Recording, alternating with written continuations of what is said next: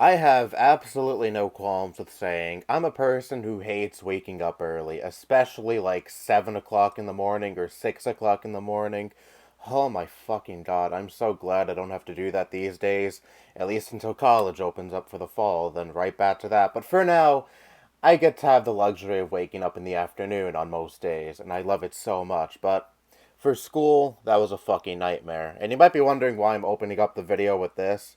It is because for my freshman year of high school, my second period class was math class. And you already know I fucking hate math as it is. But what made it even worse was my teacher was so goddamn boring. Not in the sense that he wasn't enthused to teach the class and he didn't want to be there. No, you could definitely tell he was passionate about the topic, but still, he wasn't able to really make the class all that engaging. He just kind of boringly explained things, and he tried to be fun, but he kind of sort of failed at it. I'll give him credit where credit is due. He tried to make the class engaging, but he was not the type of person to be engaging himself. I'm sorry. I feel really bad saying this about him because you could definitely tell he was trying, but he just failed so miserably at it.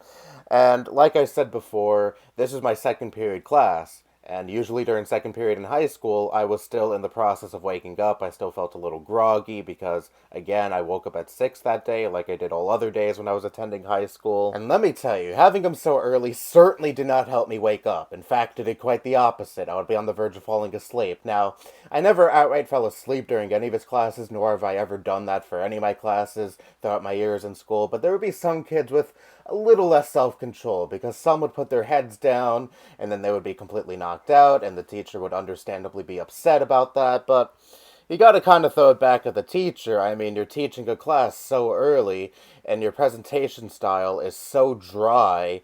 I mean, do you really expect much different? I mean, yeah, it is a little insulting if you're talking and someone falls asleep in the middle of you speaking. I'm not denying that's rude as fuck, but I would take that experience as an opportunity to self-reflect. Why is it that these students are falling asleep during my lectures? Is it because maybe they're lazy fucks, which could certainly be the case, or is it because of me? Is my presentation style so fucking dry that it actually literally puts people to sleep? Because I'm pretty tired of it always being thrown at the student. Oh, the student just doesn't want to learn, they're a lazy fuck, they don't care about school, and it just doesn't leave any room for the teacher to improve, because it gives the teacher the idea that their presentation style is perfectly fine, there's nothing wrong with it, there's no need to improve, it's just a student not caring about learning, that's why they're falling asleep. Which, okay, again, that could definitely be the case, but there are definitely cases where the teacher is just that boring and it puts people to sleep, and I really wish more people would take that as an opportunity to self-reflect and improve the way they teach. A learning environment should absolutely be fun and engaging, because that's how people learn best, when they are actually interested in the topic they are learning about. A topic is only about as interesting as the person teaching said topic can make it be. And just giving a dry presentation about the topic does not cut it, does not help people learn. People are more interested in going back to bed than what you are teaching them. And then there are teachers that do not fucking care at all, like my 11th grade science teacher. Oh my fucking god, that class. That class was fucking awful. Well, one, because the kids in that class were fucking awful, and also because the teacher was so goddamn boring.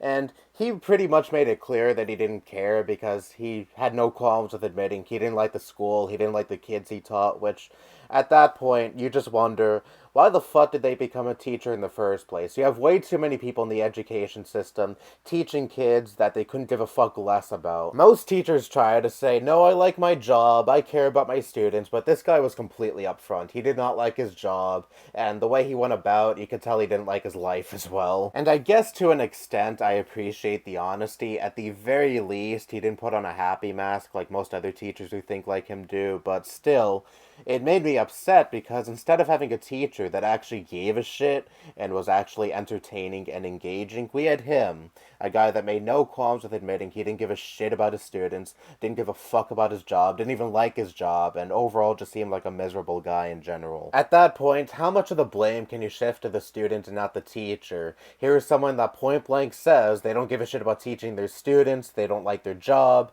Do you really blame a student for wanting to fall asleep or goof around in a class led by someone like that? If the teacher doesn't care, why should the student? With all that said, there definitely are students that have problems in the classroom that aren't at the fault of the teacher, because I've had some teachers that are really awesome people that are actually really fun and engaging, and you can tell they actually give a shit about their students and give a shit about the topic they're teaching them.